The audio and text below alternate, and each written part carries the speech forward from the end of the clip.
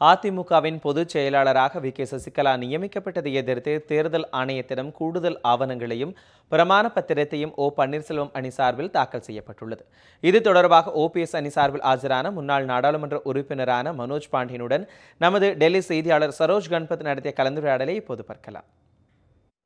தேர்தல் ஆணையத்தில் இன்று சசிகலா பொதுச் செயலாளர் நியமனம் பண்ண எதிர்த்து தேர்தல் ஆணையத்தில் ஓ. பன்னீர்செல்வம் தரப்பில் அவருடைய அணியைச் சேர்ந்த வழக்கறிஞர் மனோஜ் பாண்டியன் அவர்களின் இன்றைக்கு பிரமாண பத்திரங்களையும் கூடுதல் ஆவணங்களையும் தாக்கல் செய்துள்ளார். அவர் குறித்து பேசுவோம். சார், இன்னைக்கு ஆவணங்கள் தாக்கல் செய்யப்பட்டிருக்கீங்க. இதுல பிரமாண பத்திரங்கள் மட்டும்தான் இருக்கிறதா? இது எந்த பிரமாணங்கள் யார் யார் கொடுத்த பிரமாணம்?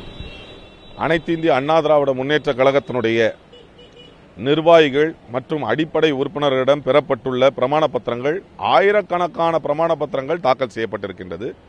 மேலும் லட்சக்கணக்கான அனைத்து இந்திய அண்ணா திராவிட முன்னேற்ற கழகத்தினுடைய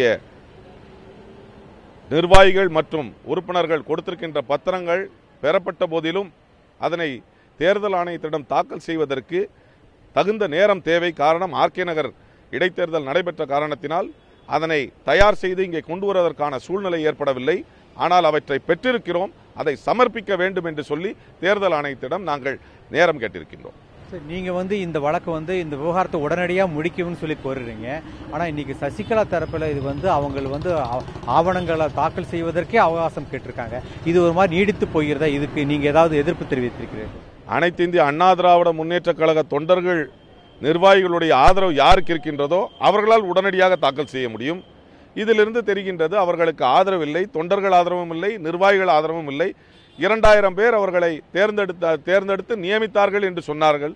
அதனையும் உடனடியாக விசாரிக்க வேண்டும். அவர் பொதுச் செயலாளருடைய நியமனமே செல்லாது என்று சொல்லியும் திரு வி. மைத்ரேயன் அவர்கள் எம்பி அவர்கள் கொடுத்திருக்கின்ற அந்த வழக்கையும் உடனடியாக விசாரிக்க வேண்டும் என்றும் இன்று தேர்தல் ஆணையத்திடம் நாங்கள் கோரிக்கையை வைத்திருக்கின்றோம்.